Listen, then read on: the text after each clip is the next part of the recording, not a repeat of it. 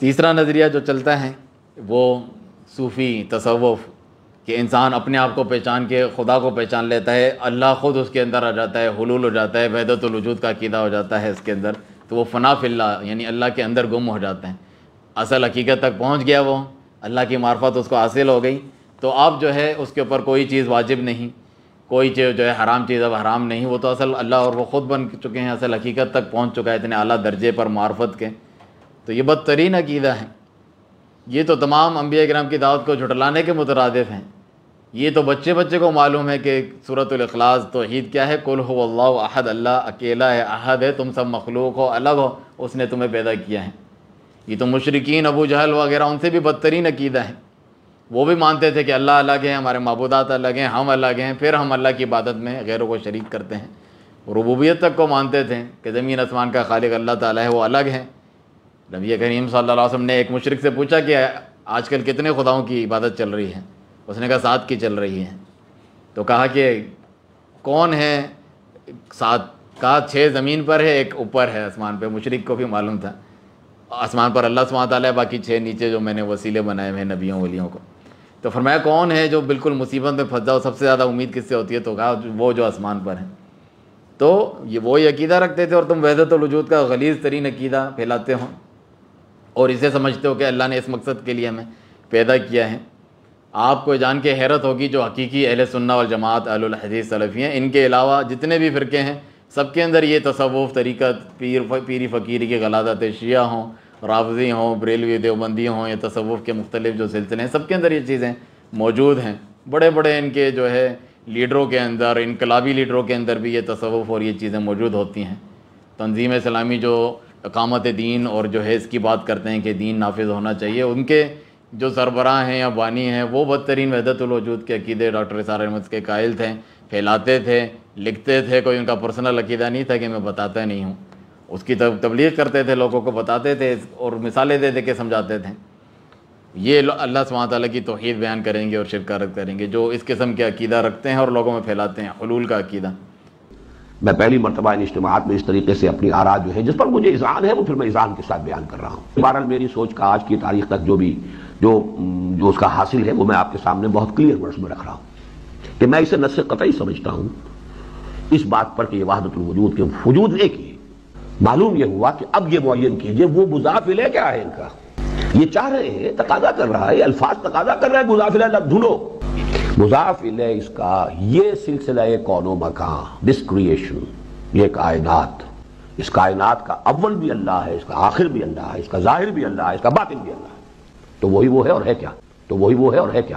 اولہ اللہ، آخرہ اللہ، باطنہ اللہ، ظاہرہ اللہ۔ آخر کوئی بات تھی نا، غالباً یہ تو حضرت جنید کا قول ہے، لیس فی جبتی الا اللہ، میرے جبے میں اللہ کے سوا کچھ نہیں، میرے جبے میں اللہ کے سوا کچھ نہیں، اللہ ہی اللہ ہے ہی اللہ، میں تو ایک نقش ہوں، نقش براب۔ ماہیت وجود کے اعتبار سے تو اللہ ہی اللہ ہے، ہم کہاں ہیں؟ ماہیت وجود کے اعتبار سے تو اللہ ہی اللہ ہے، ہم کہاں ہیں؟ یہ ہے تمثیل اس آیت کے لیے بہترین کہ یہ کائنات جو ہے در حقیقت مثال کے طور پر بس صرف یہ کہ اب اس میں ہمارا خیال وہ بس ہے اور نہیں بھی ہے، لیکن اللہ کا خیال اتنا پکا ہے کہ وہ ہے، اس نے یہ ٹھوس کائنات کی شکل اختیار کی ہے، اس نے یہ ٹھوس۔ تو یہ چیزیں تو انسان کو تمام شرعی قیود سے جو ہے آزاد کر دیتی ہیں جس پر انبیاء کرام علیہم الصلوۃ والسلام، صحابہ کرام چلتے آئے ہیں۔ یہ انہوں نے کہاں سے لیا ہے؟ یہ اسلام میں تو نہیں ہے۔ یہ جو عیسائیوں کے پادری تھے وہ لوگ رہبانیت اختیار کرتے ہیں، الگ ہو کے صوفیوں جیسے عقیدے، اور بدھ مت کے یا ہندوؤں کے جو سادھو سنت لوگ ہوتے ہیں وہ لوگ یہ عقیدہ رکھتے ہیں وحدت الوجود کا، ہر شے اللہ ہے، اللہ ہی جانے کون بشر ہے وغیرہ، ہر شے مایا ہے، اس طریقے کی وہ باتیں کرتے ہیں، سب دین ایک ہے، مسجد میں تو، مندر میں تو، اس قسم کا ان کا عقیدہ ہوتا ہے۔ یہ سمجھتے ہیں کہ جو رسول اللہ صلی اللہ علیہ وسلم، صحابہ کرام نے تزکیہ نفس، یعنی یہ کہتے ہیں ہم نے نفس کو پاک کرنے کے لیے دنیا سے الگ ہو جاتے ہیں، ہم زہد تقوی اختیار کرنے کے لیے دنیا داری میں نہیں پڑتے۔ تو یہ چیزیں تو سکھائی ہیں دین نے اچھے طریقے سے۔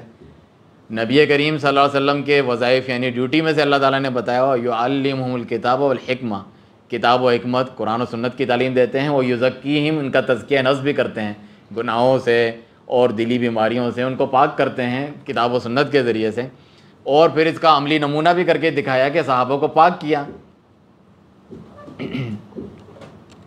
اس درجے پہ ان کو پہنچا دیا کہ کہ اللہ سبحانہ تعالیٰ ان سے راضی ہو گیا. تم کہتے ہو کہ تمہارے تصوف و طریقے سے اللہ تعالیٰ راضی ہوگا. صحابہ سے راضی ہوا اور اس کو اپنے قرآن میں نازل بھی کیا کہ میں ایسے لوگوں سے راضی ہوتا ہوں.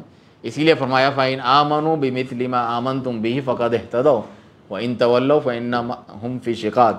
اگر یہ صحابہ جیسا ایمان لائیں تو یہ ہدایت پر ہیں. وہ صوفی نہیں تھے, کوئی ابو ہریرہ نعوذ باللہ صوفی نہیں تھے, اور کوئی پیر نہیں تھے, ابن عباس اور جتنے بھی تھے, ابن عمر جو ہے وہ عمر اور جو ہے عثمان اور علی خلفائے راشدین عشرہ مبشرہ, کوئی صوفی پیر نہیں تھے, ان کے مرید نہیں تھے. یہ طریقت پہ تو نہیں چلے تھے. نقشبندی, قادری اور جتنے بھی ان کے سلاسل ہیں, شاذلیہ اور سہروردیہ اور چشتیہ, یہ تو بات کی ایجادیں ہیں.